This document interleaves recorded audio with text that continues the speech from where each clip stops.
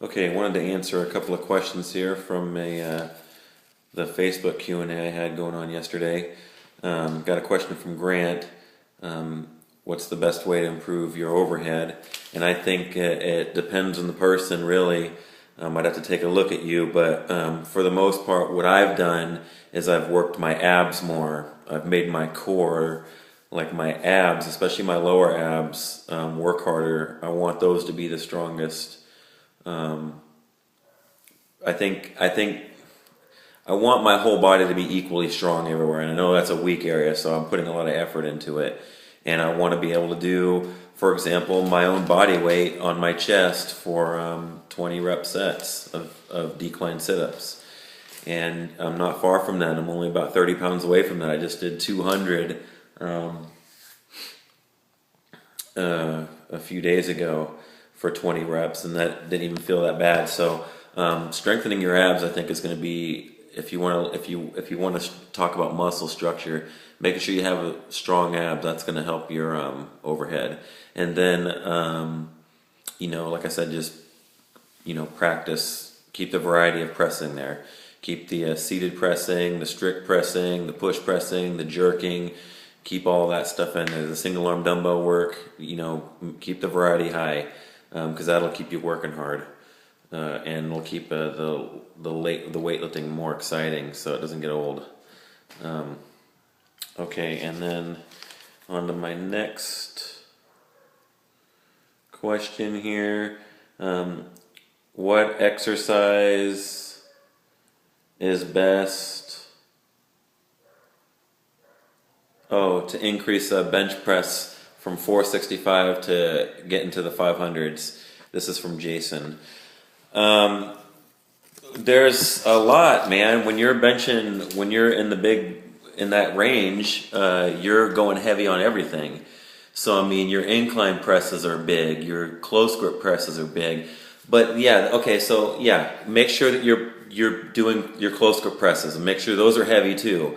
Make sure you do your floor presses. Do floor presses. Build that tricep power up, because that's really what you're going to need on those big 500-pound benches. You're going to need to have strong triceps. Your shoulders are only going to be able to take so much. So if you bench with your elbows in tight against your body, you're going to have more longevity, and you're going to be able to bench 500 more times, more different times in your life, rather than just being able to do it one time in your life. If you want to be able to do it dozens of different times, you got to change up your technique. You got to make yourself strong. So go benching with your elbows out like this is eventually going to tear your shoulders up.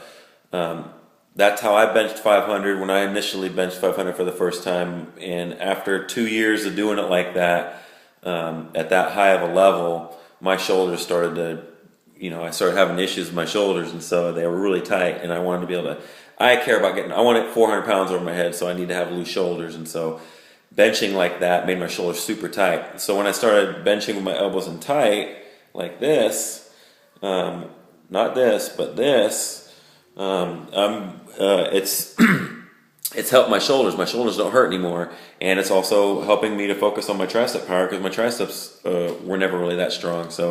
And they're getting stronger, so I'm able to pause bench stronger now. So my goal is to get back up to 500 too. So just keep practicing and make sure that all your other accessory exercises are heavy, and just make sure you're eating good, and you're just continuing to practice. Keep the intensity high, and just listen to your body. And Marilyn asks me, how do I get and stay so motivated? That's okay. Shoot. That's not even an easy thing to answer, because it's always it's not easy for me. I have days where I'm not motivated. There's times throughout the day. Most people would never know, because I don't show it. Most people would never see, because I'm good at working it out within myself. But part of the reason why I lift so hard, why I lift so heavy, is because that helps me to get out all that negative energy that builds up in me.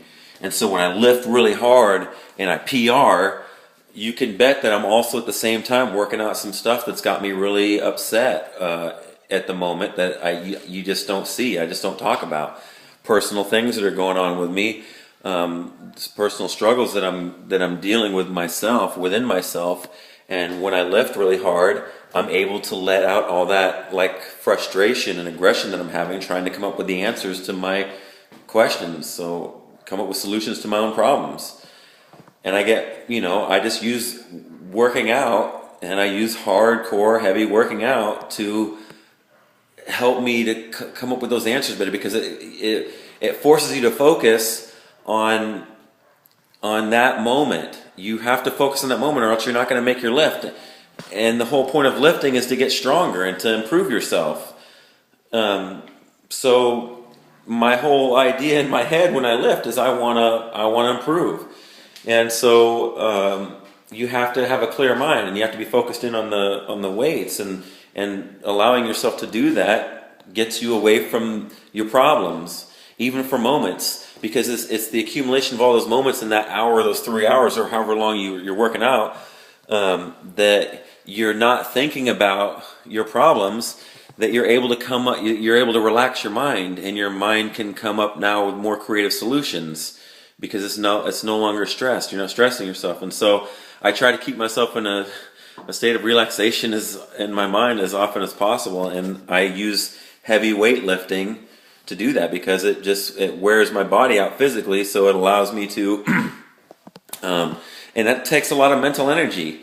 You can't just lift weights. It takes a lot of mental energy to lift heavy weights all the time, and so it just helps me to think clearer. I just think simpler. So lifting heavy weights is the answer to that question. Why do I stay in such a good mood? Because I'm always lifting heavy weights. I'm doing what I love. That's the key. Do what you love. If you love solving math problems, then do as many of them as you can every day. Create your own. But just point is do what you love, and you'll be happy. You won't even have to question it. All right, that's it, guys.